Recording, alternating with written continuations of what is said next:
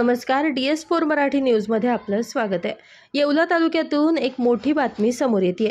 पत्रकारांना जीवे मारण्याची धमकी देणाऱ्या शिवसेना ठाकरे गटाचे खासदार संजय दिना पाटील यांच्या विरोधात येवला तालुका मराठी पत्रकार संघ चांगलाच आक्रमक झाला। एका मुलाखतीसाठी गेलेल्या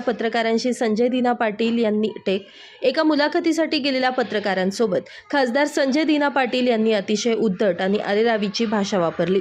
इतकंच नाही तर त्यांना थेट जीवे मारण्याची धमकी दिल्यानं खळबळ उडाली आहे। या घटनेचा निषेध करण्यासाठी आज येवला तालुका मराठी पत्रकार संघाच्या वतीनं शहर पोलिसात धाव घेण्यात आली। यावेळी पत्रकारांनी खासदारांवर तात्काळ गुन्हा दाखल करून कडक कारवाई करावी अशी मागणी केली आहे। तसेच राज्यात पत्रकारांवरील हल्ले आणि धमकावण्याचे प्रकार सातत्यानं वाढतायत।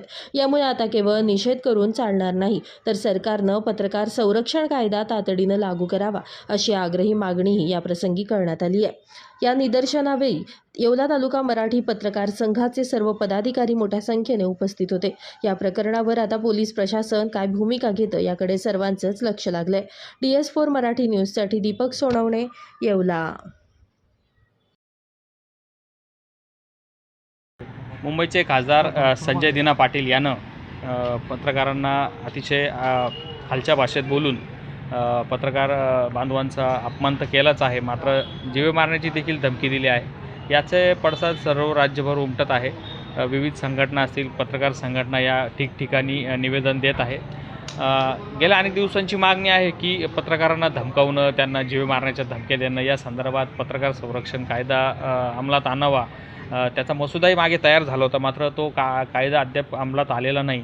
पत्रकार संरक्षण कायदा अंमलात आणून माननीय मुख्यमंत्री देवेंद्र फडणवीस साहेब यांनी जे पत्रकारांना धमकावणारे असतील, मग संजय दिना पाटील सारखे मगरूळ खासदार असतील किंवा गल्लीबोळातले टपोरे असतील, यांना देखील या पत्रकार संरक्षण कायद्याचा धाक बसला पाहिजे। तर या अंतर्गत गुन्हा दाखल करावा आणि संजय दिना पाटील असतील किंवा आणखी कोणी असतील जे पत्रकारांना धमकावण्याचा प्रयत्न करते, त्याच्या डोक्यात जरी विचार आला तरी त्यांना या कायद्याचा काय दरार आहे ते समजलं पाहिजे। कारण की डॉक्टर बाबासाहेब आंबेडकर असतील, यांचं संविधान हे सर्वांसाठी सारखंच आहे आणि त्याचा धाक सर्वांना राहिला पाहिजे।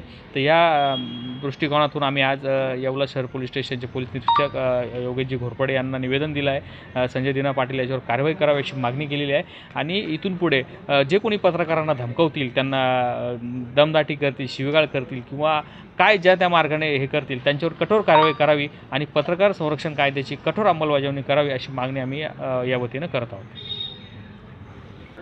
ईशान्य मुंबईचे खासदार संजय दिना पाटील याने पत्रकारांच्या बाबतीत अतिशय अर्वाच्य भाषेत शिवीगाळ केली आणि पत्रकारांना धमकी दिली।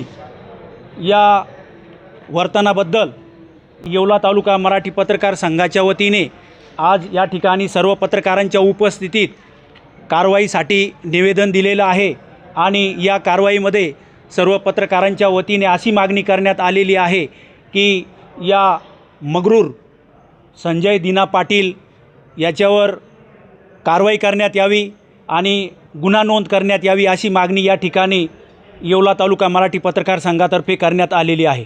मुंबई येथे लग्नासाठी जाण्याची गरज नाही, येवल्यातच घेऊन आले आहे वर्मा लॉन्स, तुमच्या सर्व समारंभासाठी एकमेव भव्य ठिकाण। तुमच्या जीवनातील खास क्षणांना सुंदर आणि अविस्मरणीय बनविण्यासाठी योग्य ठिकाणाची निवड महत्त्वाची असते। त्या प्रत्येक स्वप्नपूर्ती क्षणांसाठी वर्मा लॉन्स आहे। विस्तीर्ण व हिरवळयुक्त प्रशस्त लॉन, प्रशस्त पार्किंगसह अनेक सुविधा, सर्व काही एकाच ठिकाणी, प्रशस्त पार्किंगसह अनेक सुविधा। वर्मा लॉन्स, ठिकाण येवला नाशिक रोड, यरंडगाव। एक वेळ अवश्य भेट द्या।